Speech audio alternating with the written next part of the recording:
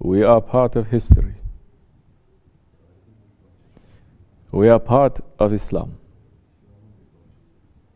We are part of an ongoing story and a battle between Haqq and Batil from the time of Adam alayhi salam until Judgment Day. We, you and me, and every one of us, Muslim or non-Muslim, we are part of that history.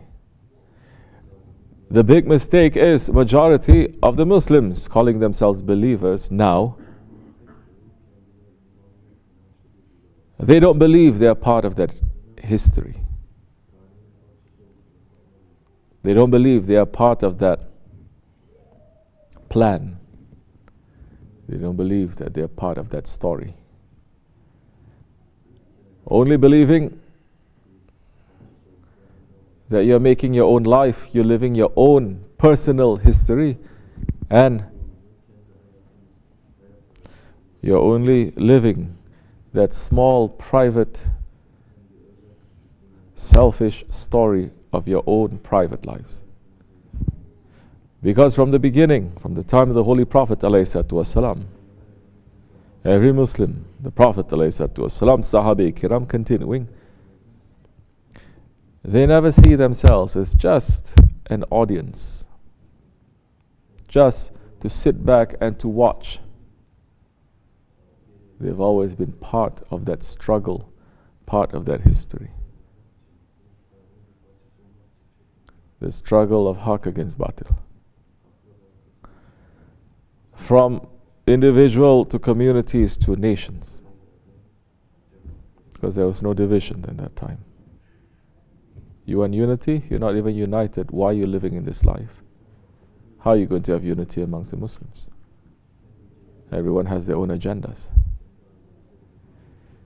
But majority are not believing that we're part of that history, and that history is unfolding.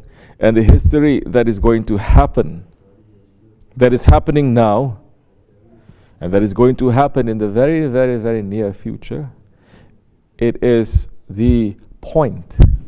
It is the climax. It is the highest, apex of this story that has been told for 7,000 years. Everything from the time of Adam alayhi salam is reaching towards this time. This time. And the jaliyat and the tricks and the traps of the dunya and the dukhan, the smoke, has fooled everyone into thinking that you're not part of this. Just live your own private, selfish life, running after the dunya, go up and down, praying, worshipping like a robot, and then die. That you are not part of the history of Islam. Every Muslim is part of that history. And that was how, under the Khilafat for 1,300 years, every Muslim has been living and holding that passion. But since the fall of the Khilafat, it just became every man for himself. You're not part of history, and who cares what happens to Muslims or Islam or this world? Just live your life privately, selfishly, individualistically, and you pass from this world and it's okay. Who is your example that you are saying this?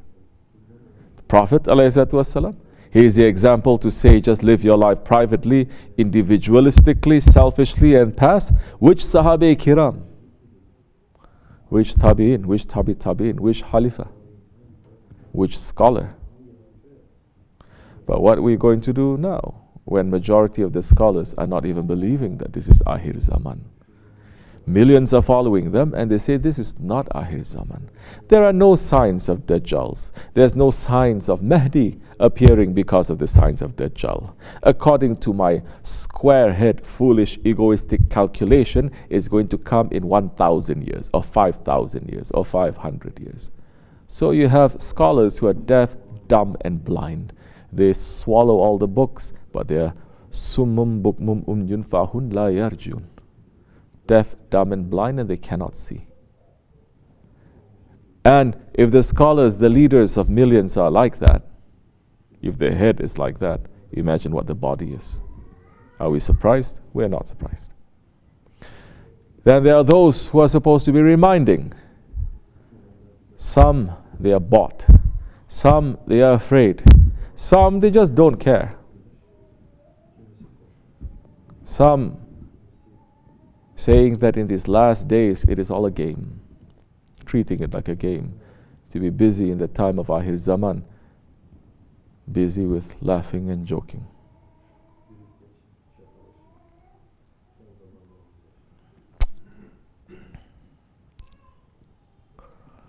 So we are part of this history, and if we are not having people to remind us that we are part of this history, either you become very selfish or you become very depressed and you say, what's the use anyway?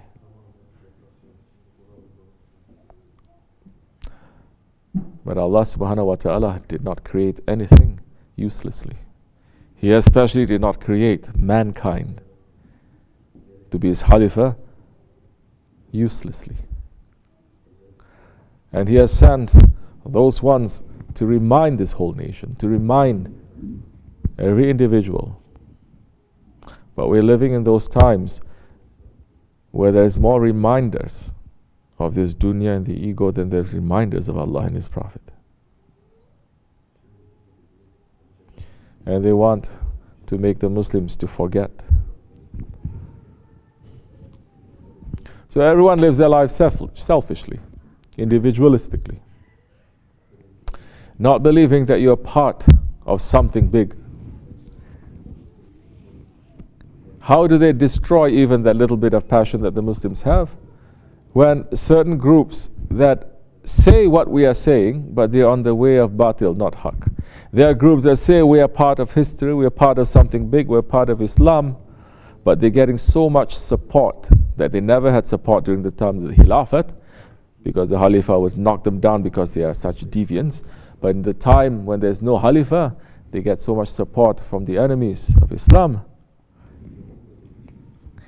And they're able to say the things we are saying, but they are on the wrong track. They will also say that we must have the Khalifa to return. They will also say Muslims should be together. They will also say we are part of that history. But who are they and what are they representing? Not 1400 years of Islamic history, not 1400 years of wilayat, not 1400 years of risalat. They are following just bid'at. Because if you don't connect yourself to the chain, you are out of it. And you are an innovator.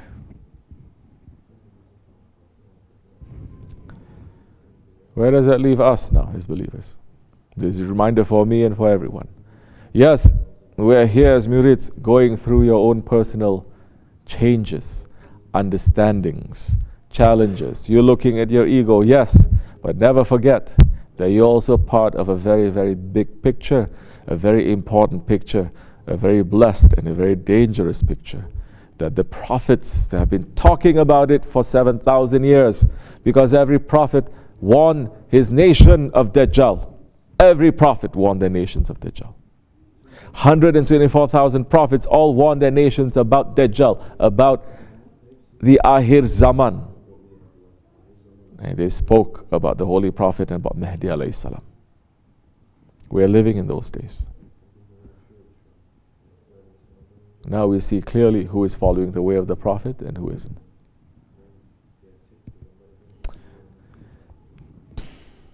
We need to come back to our shahadat. We need to come back to Islam. We need to come back to the Ahl Sunnah way. Inshallah, when we understand this, that time it is very easy for the believers to come together. It is easy now for people who have differences, but inside there is belief, to come together, regardless of outside who they are. ومن الله توفيق الفاتحة.